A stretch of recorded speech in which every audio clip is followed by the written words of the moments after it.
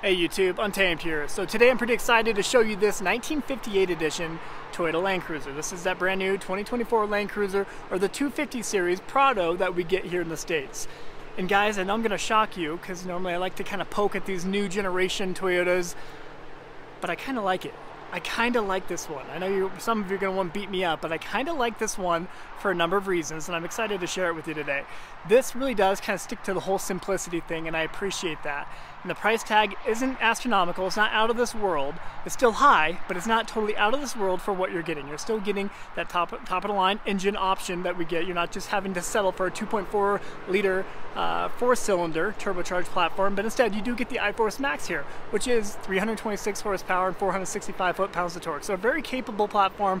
Don't love that it's a 4-cylinder, but at least you're not having to, kind of take a downgrade, if you will, and you're still saving 20 grand compared to the first edition. So in today's video, I'm gonna highlight all the details with you guys, point out the things I love, point out the things I don't love so much, and really kind of get your thoughts and opinions on it. So stick with me. So real quick, let's start on the exterior. We'll do a walk around. I'll kind of highlight a lot of the details in and out. So before I start, I do want to say a quick thank you to Ken Garf Toyota here in my hometown, Cheyenne, Wyoming, for letting me get my hands on this. I've already driven this particular platform quite a bit with that first edition. Feel free to check out those videos for a little bit more of my driving experience. But in today's video, I'm just going to look on the inside or outside as well as the inside and talk through the things I love and don't like so much. This front end, I'm a fan. I do prefer the quote-unquote more heritage look to the headlights, these circular ones compared to the rectangular ones that we would find on the standard Land Cruiser. Love the classic heritage font here, the Toyota script up front. That looks good.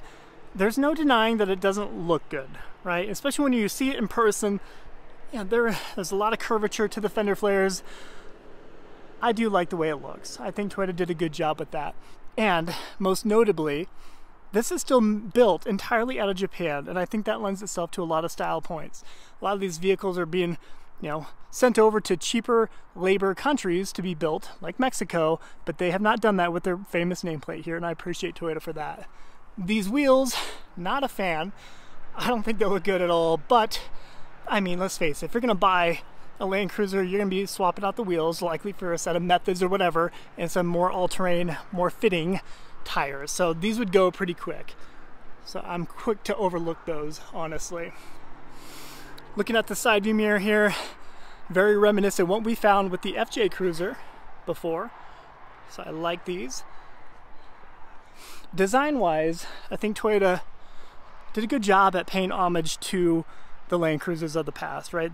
That silhouette there is a very classic, very iconic side profile. You guys tell me what you think. Let me show you perhaps the most important bit here, okay? So here is, let me see if I can focus for you. Here is the price tag, just under 58 grand. If you remember, that first edition was literally $20,000 more than that. That first edition that I showed you guys the other day, Land Cruiser, it was 77,000 and some change. So 20 grand less, and I want you to keep that number in mind as we look at this today, because I do think that is much more appropriate for what we're getting here, okay? Let me show you here. With it sporting that iForce Max, we do get that 23 miles to the gallon here.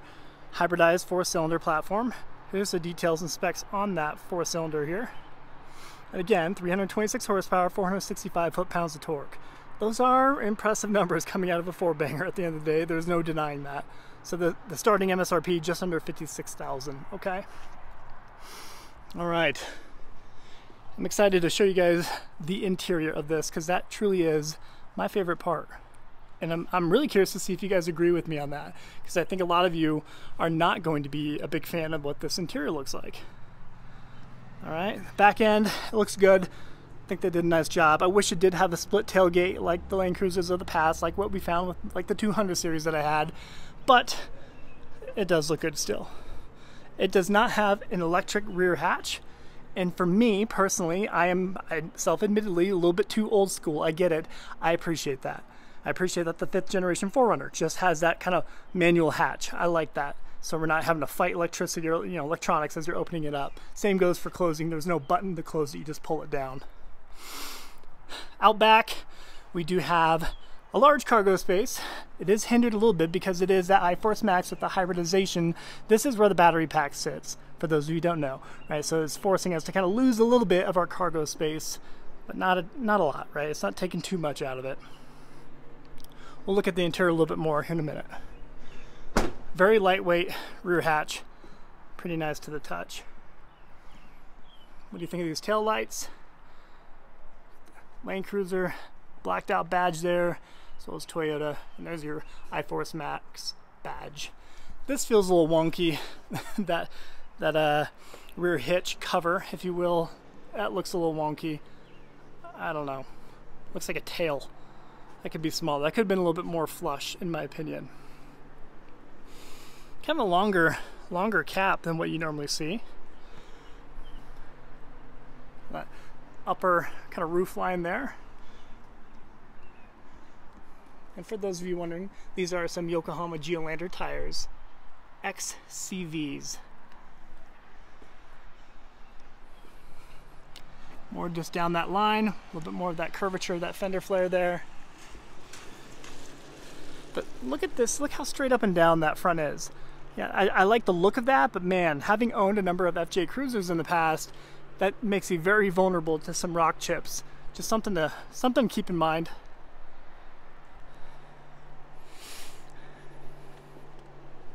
Let me know what you guys think of this front end. Do you prefer it over the standard Land Cruiser or the rectangular headlights? Let me show you underneath here.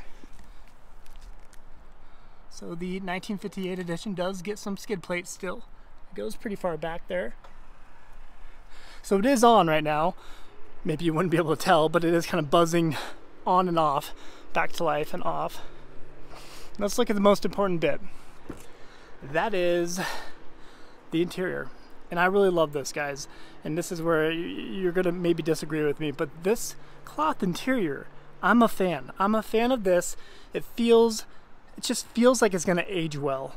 And I really appreciate that. Obviously, having 4 kids, it'd be a rookie move, perhaps, to buy cloth interior, but maybe Scotch Guard or put some sort of protected on it that would make it last and be a little bit more resistant to stains and whatnot. But this, I don't know. I'm a fan.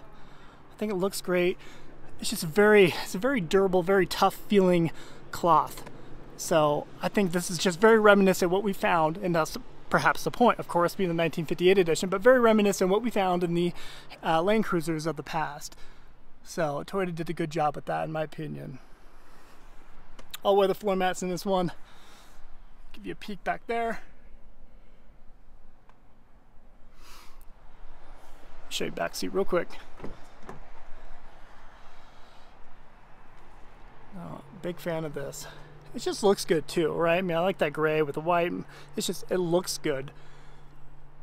This one does not have a sunroof. Again, it's just very bare bones, and that is the appeal to this, because that, I mean, it rings true to Toyota core values. That simplicity, right? Simplicity and affordability and reliability. Those are kind of the 3 things Toyota has always been for us. And recently, we've kind of gotten rid of a couple of those core values, seemingly, right? Whereas this kind of, I don't know, it gives me a glimmer of hope that Toyota's kind of understanding that a lot of customers want this. They appreciate this, and they appreciate the fact that it doesn't cost 77 grand at the end of the day.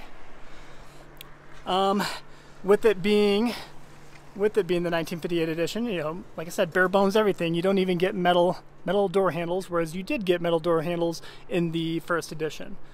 The bezel's all in here, just hard plastic, pretty cheap feeling.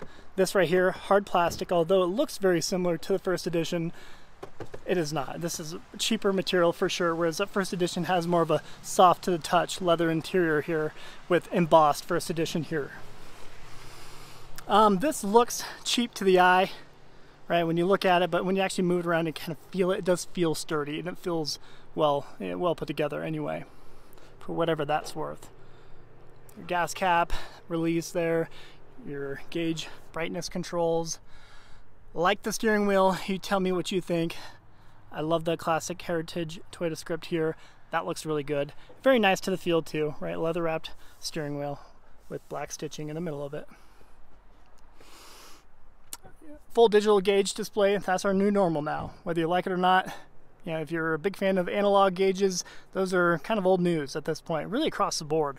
So, you know, I don't know, personally I prefer analog, but I can get on board with that at the end of the day.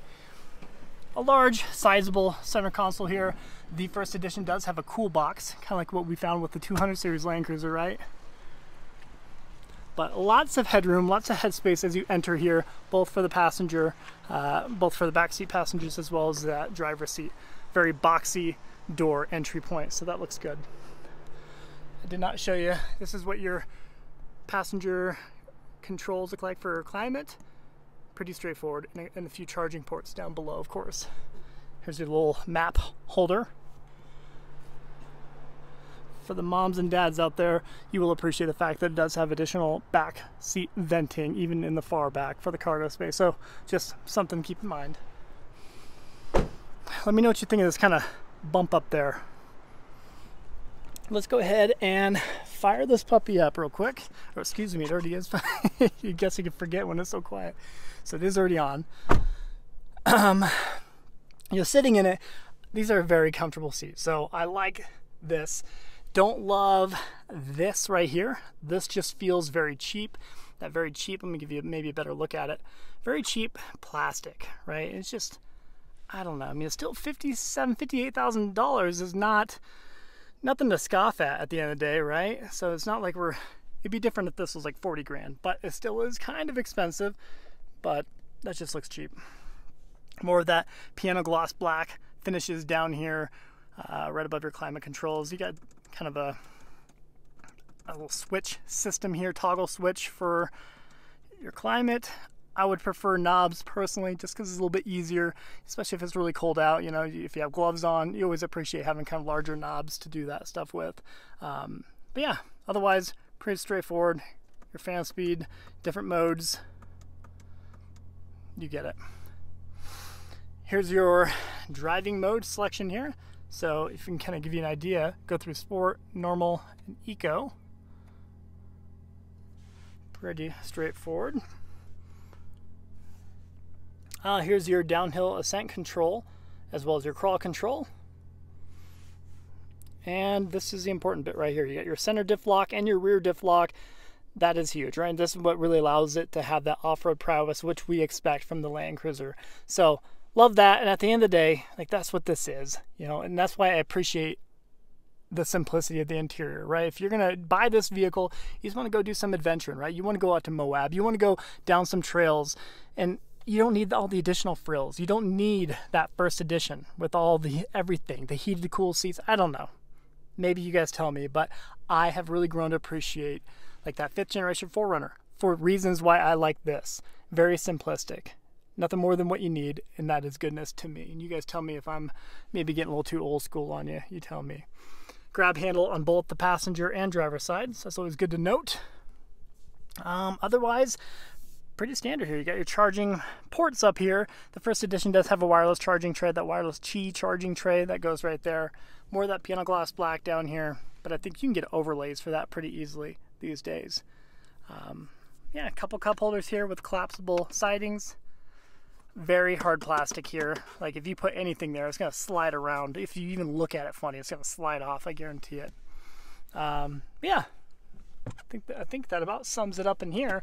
Is your glove compartment over here, Land Cruiser embossed. This is a little bit more of a rubberized material. Still hard plastic though at the end of the day, so nothing to write home to mom about. This is that more rubberized plastic right here, a little bit more durable feeling, and you know that's going to age a little bit better. So Toyota was purposeful for sure putting that there, because that's where the sun's going to be beating on it all day long.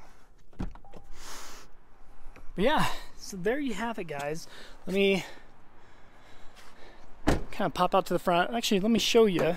Excuse me. Let me show you underneath the hood and show you the wiry mess that is the iForce Max. I'm going to try to do this with one hand. Let's see how this goes. Alright, so it is not a prop hood. Well, excuse me, a manual prop hood is what we have. It doesn't have the automatic suspension ones. So that's me. But yeah, look at that. That is a lot going on. Right, there's a lot of wires in there, a lot of tubage, and a tiny little 4-cylinder in the middle of all that, in the middle of that rat's nest. So like that is hard to get amped about for me personally.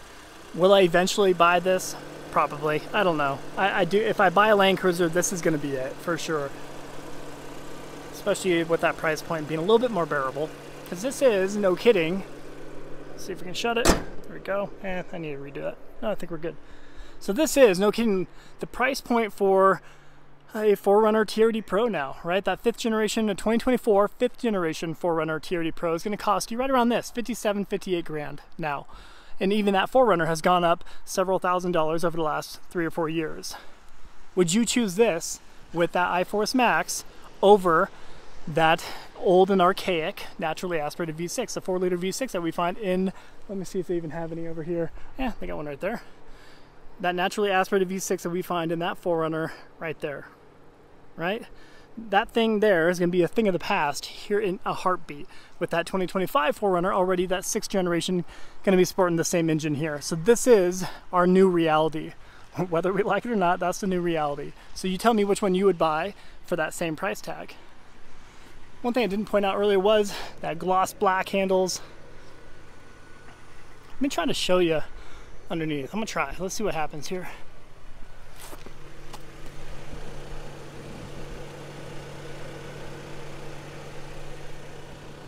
So yeah, that skid plate goes quite far. We do have some tow hooks, which is nice, which I feel like we need to check those now to make sure that Toyota actually has them after the Tundra did not have them. So I've made this video plenty long already. I just wanted to share my thoughts with you on this 1958 edition Land Cruiser. And I know some of you are going to beat me up, but if I'm going to fall on my sword for a new generation Toyota, it's going to be this one. It's going to be the 100% built in Japan Toyota Land Cruiser here that is simplistic, still remotely bearable when it comes to price point at this point, right, compared to everything else out there. But that right there, 100% Japan, gives it some style points. So let me know what your thoughts are. Let me know if you are about the cloth interior that we find in this Land Cruiser here. Yeah, if you guys enjoy this type of content, please consider liking and subscribing. Yeah, I always hate asking it, but I do appreciate your support. It definitely means a lot. Until next time.